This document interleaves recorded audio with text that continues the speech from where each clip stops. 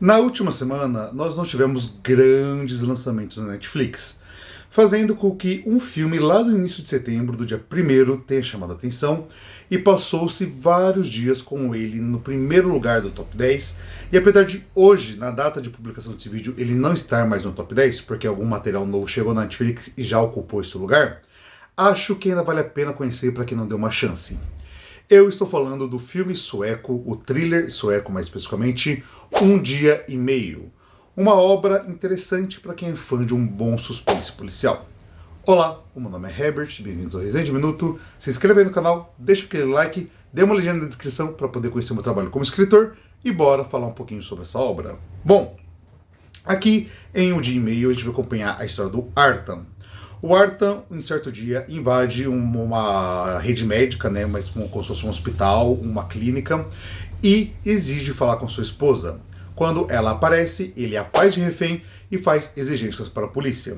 No final das contas, esse thriller vai ser basicamente um thriller misturado com road movie, já que uma das exigências, né, do Artan é poder encontrar com a sua filha recém-nascida, e mais especificamente quem vai fazer o transporte, né, do Artan, da sua esposa, que está sendo feita refém por ele, até chegar a essa filha, é o policial Lucas.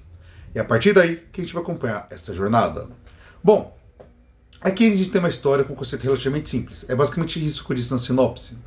Só que o que engrandece esse thriller, que faz ele valer a pena, é efetivamente a questão do drama. Uma vez que a gente tem ali, né, quando a gente começa a acompanhar o filme, quando as coisas começam a se desenvolver, os motivos do Artan sendo, né, colocados em jogo, você começa a ter ali questões relacionadas ao preconceito, já que ele é de origem árabe, e ali, né, sendo uma pessoa de origem árabe na Suécia, tudo que ele está fazendo toma escopos maiores, ele é chamado de terrorista, e não que o ato que ele esteja fazendo seja uma coisa certa, mas a mídia torna isso tudo fora do controle, além do fato dele acabar, em certo momento, se relacionando de forma mais, digamos assim, singela, mais honesta com o próprio policial que está fazendo o transporte dele e da sua refém, porque eles começam a conversar exatamente sobre essa questão familiar de paternidade, bem como a gente começa a descobrir um pouco mais sobre o próprio passado, né, da esposa dele, começa a descobrir os erros e acertos dela e começa a entender um pouco do contexto que eles tiveram ali no passado que levaram eles até aquele local. Os dois erraram e, obviamente, o que o Artan está fazendo agora é só a gota que transbordou o copo de maneira gigantesca.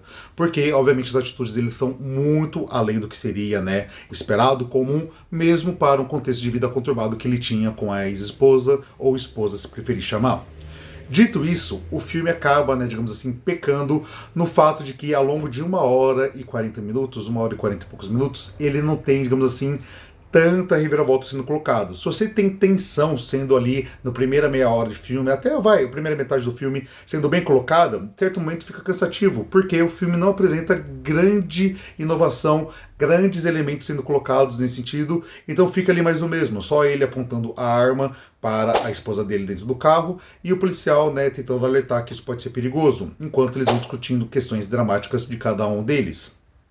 Então, apesar do drama funcionar bem e ser bem interessante, acho que alguns outros elementos poderiam ter sido colocados, não encher o filme de elementos assim, de obstáculos ou algo do tipo, porque, como falei, é quase que um road movie. Mas, mesmo assim, ter sido colocado mais coisas que influenciassem essa narrativa, de modo que acabasse, digamos assim, dando aquele tempero a mais, aquela pitadinha extra que faltou. Porque Um Dia e Meio é um bom filme, é um filme bem interessante, como eu falei lá no início, para quem é fã de thriller, suspense policial. Só faltou uma coisinha a mais, mas ainda assim vale a pena pela sua história, pelo seu drama e por essa questão de envolver, né, uma situação tão tensa num ambiente tão pequeno, tão claustrofóbico como um veículo em movimento.